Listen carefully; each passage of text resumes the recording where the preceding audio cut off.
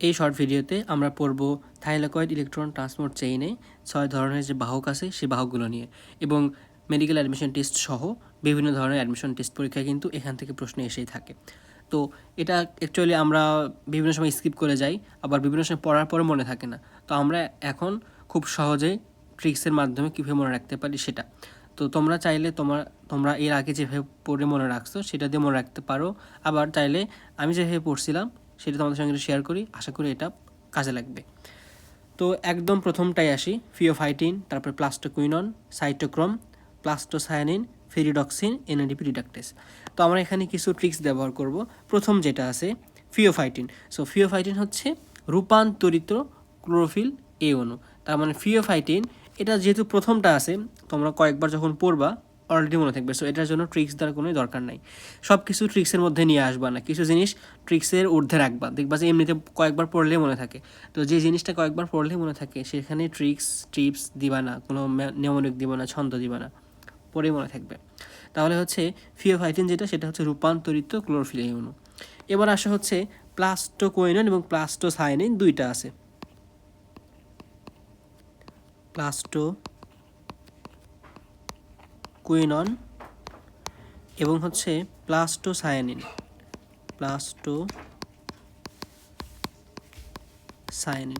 তার মানে এখানে আমরা প্লাস্টো রিলেটেড দুইটা পাইলাম। এখন এখানে কমন যে শব্দ সেটা হচ্ছে প্লাস্টো। সো আমরা মনে রাখবো যে প্লাস্টো শব্দ দ্বারা, ধরো আপাতত আমরা মনে রাখলাম যেটা চলনশীল কিছু একটা বোঝায়, চলনশীল। তার মানে যেখানে আমরা প্লাস্টো পাবো সেখানে বুঝে নিব হচ্ছে চলনশীল। এবার আসা হচ্ছে আরেকটা ওয়ার্ড, একটা হচ্ছে কুইনন, একটা হচ্ছে সায়ানিন। এই দুইটা ডিফারেন্সটা আমাদের একটু করতে হবে। তো দেখো, আমরা পড়ছিলাম সায়ানিন, এই কালারটা কীরকম, এটা হচ্ছে নীল। বলো, নীল কালার কে দেয়? নীল কালার দেয় আমাদের হচ্ছে তুতে। তুতে মানে কি? কপার।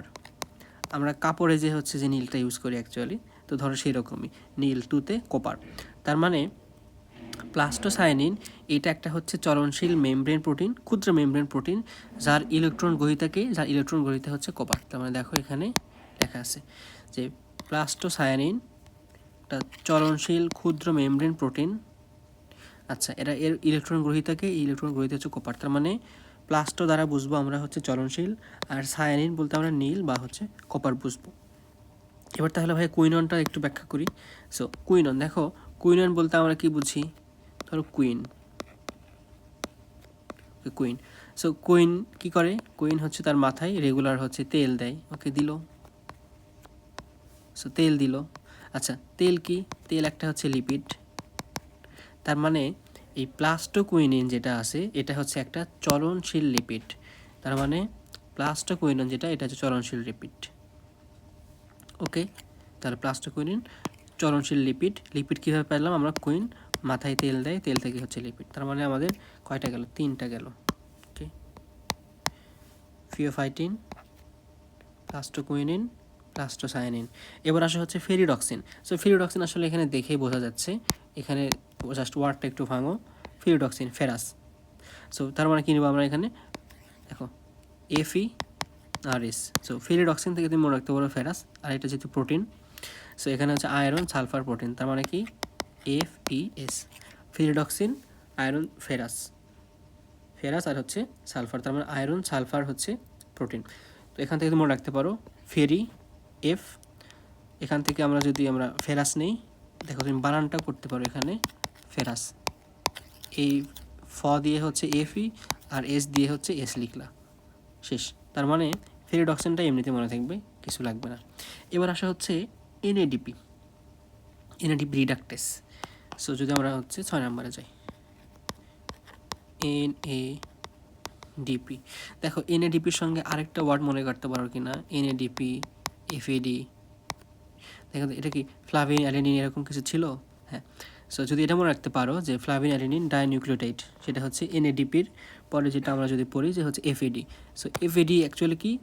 Flavin, adenine. সো এই যে NADP আছে, এই NADPর হচ্ছে আমাদের ইলেকট্রন গ্রহীতা হচ্ছে ফ্লাভিন। তাহলে NADPর ইলেকট্রন গ্রহীতাকে ফ্লাভিন। তার মানে এটা যদি ইলেকট্রন গ্রহীতা ফ্লাভিন হয়, এটা একটা হবে হচ্ছে ফ্লাভোপ্রোটিন। তাহলে কীভাবে মনে রাখবা যে এনএডিপি এবং এর পরেরটাতে আমরা চলে যাব এফএডি, এফএডি থেকে আমরা এখানে চলে আসবো হচ্ছে ফ্লাভিন, এবং ফ্লাভিন থেকে চলে আসবো হচ্ছে ফ্লাভোপ্রোটিন।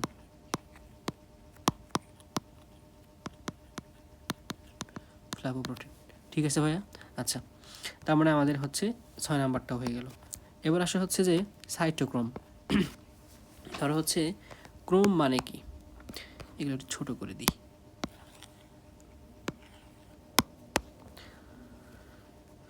ক্রোম শব্দের অর্থ হচ্ছে আমাদের বুঝি রঙিন বা কালার। ক্রোম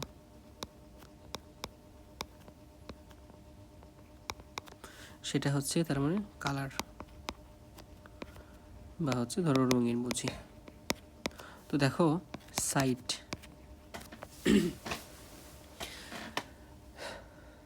সেখান থেকে হচ্ছে সাইটো বানান ঠিক হইল, CHROMA, ভুল হয়েছে।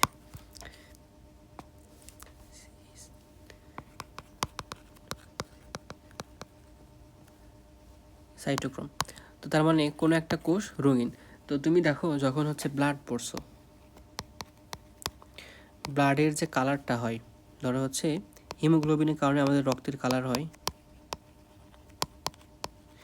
এখন এই হিমোগ্লোবিনের কালার হওয়ার কারণ কি, ধরো ব্লাডটা হচ্ছে কালার হিমোগ্লোবিনের কারণে। হিমোগ্লোবিনের কালার কেন হয়, কারণ এখানে হচ্ছে আমাদের ফেরাস আয়নটা থাকে। এখন ফেরাস আয়ন দিয়ে আমাদের এখানে কালারটা হয়। কারণ ফেরাস আয়ন কেন এখানে ব্যবহার করা হয়, এটা একটা হচ্ছে অবস্থান্তর মৌল, যেটা হচ্ছে সহজে ইলেকট্রন গ্রহণ এবং অক্সিজেন গ্রহণ এবং ত্যাগ করতে পারে, এবং একই সাথে যেহেতু অবস্থান্তর মৌল রঙিন যৌগ গঠন করে।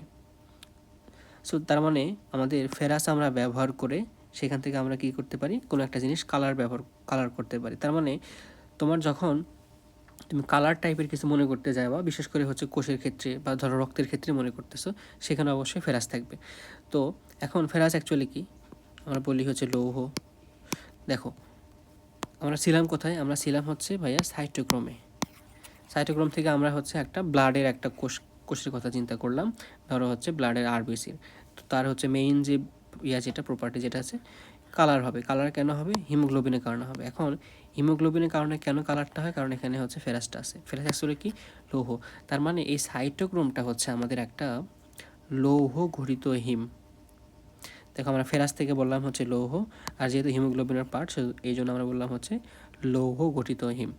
তার মানে ফেরাসটা হচ্ছে লৌহ ঘটিত হিম, এবং এটা যেহেতু একটা প্রোটিন।